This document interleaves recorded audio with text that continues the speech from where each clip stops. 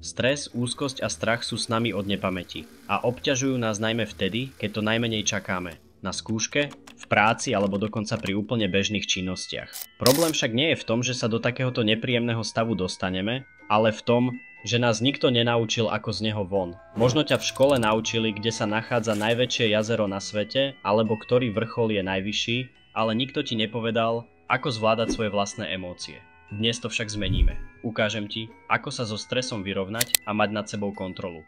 Mojou obľúbenou metodou je jednoducho nedýchať. Áno, znie to zvláštne, ale má to svoj dôvod. Keď niekoho chytí panika, často počuje: dýchaj, hlboké nádychy. Lenže práve to môže veci zhoršiť. Keď panikárime, začíname dýchať rýchlo a plitko. To sa volá hyperventilácia. Tým ale znižujeme hladinu oxidu uhličitého v krvi, čo mozog vyhodnotí ako ešte väčšie ohrozenie. To spôsobí závraty, trpnutie rúk a ešte silnejší pocit úzkosti. Skrátka, čím viac dýchame pri panike, tým viac panikárime. Takže musíš urobiť presný opak. Keď na teba príde panika, využij túto jednoduchú techniku. Urob krátky, hlboký nádych nosom, potom pomaly vydychuj ústami aspoň 7 sekúnd. Keď vydýchneš všetok vzduch, na pár sekúnd zadrž dých. Opakuj to niekoľkokrát a uvidíš, ako sa tvoje telo začne postupne upokojovať. Spomalené dýchanie dá tvojmu mozgu signál, že nie si v nebezpečenstve a panika začne slabnúť.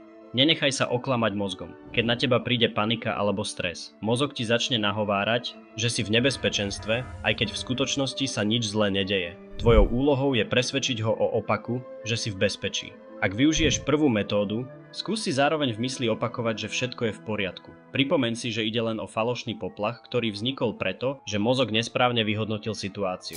Čím viac sa sústredíš na upokojujúce myšlienky, tým rýchlejšie panika zoslabne. Veľkým problémom pri panike je, že nás úplne pohltia vlastné myšlienky. Namiesto reality sa ocitneme vo svete katastrofických scenárov, ktoré sa pravdepodobne nikdy nestanú. Aby sme sa z tohto kruhu vymanili, potrebujeme sa vrátiť do prítomnosti. Preto je dôležité nepripisovať všetku pozornosť len negatívnym myšlienkam, ale dať šancu aj tým pozitívnym. Tu sa dostávame do konceptu 50/50. Nemôžeš 100% času venovať len negatívnym myšlienkam, musíš dať priestor aj tým, ktoré sú optimistické a realistické. Napríklad, ak prežívaš stres kvôli tomu, že si zle napísal záverečnú prácu, tvoje myšlienky môžu byť plné obáv.